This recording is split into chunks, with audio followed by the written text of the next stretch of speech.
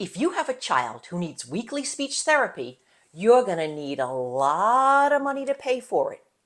But it could be covered by your medical insurance company. In this video, I'm going to give you 5 questions to ask to find out if it's covered. Hi, I'm Krakower. As the owner of a speech pathology clinic, I'm very aware of how insurance works. If you need to know more about how insurance works for speech therapy, let's dive right in. First of all, not all insurance plans are equal. Even if you have a major carrier like Blue Cross Blue Shield and your neighbor has Blue Cross Blue Shield, what your plan covers may not be the same as what your neighbor's plan covers. So first, get out your medical insurance card, flip it over to the back, and look at the number you have to call. Now, let me tell you the 5 questions you have to ask. Question number 1. Is speech therapy a covered benefit? If it is, what conditions do they cover? For example, some plans will cover the cost of habilitative therapy, meaning that your child never spoke clearly and is learning how to speak clearly, and this is a covered medical expense. Other plans will only cover rehabilitative therapy, meaning that your child spoke clearly and something terrible happened and your child no longer speaks clearly. So you have to find out what type of therapy is covered under your plan. Question number 2. If speech therapy is covered, how many sessions per year are covered? Some plans will cover 30, some plans will cover 60 sessions, some plans will cover unlimited sessions as long as you document medical necessity. This is something you have to ask your speech pathologist for so that you can submit a letter of medical necessity. Question number 3, what is my copay? The copay is the amount you pay every week, and the insurance company covers the balance. Usually it's nominal, $20, sometimes it's higher, $50. Question number 4, what is my deductible?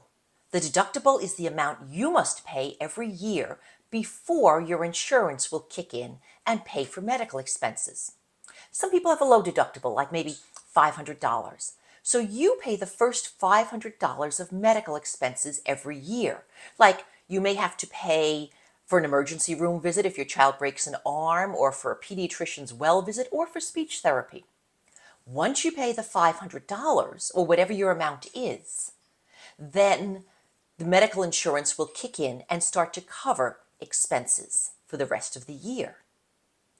If you have a high deductible, like some people have a $5,000 deductible, your employer may give you an HSA or FHA card to cover expenses that are not covered by insurance.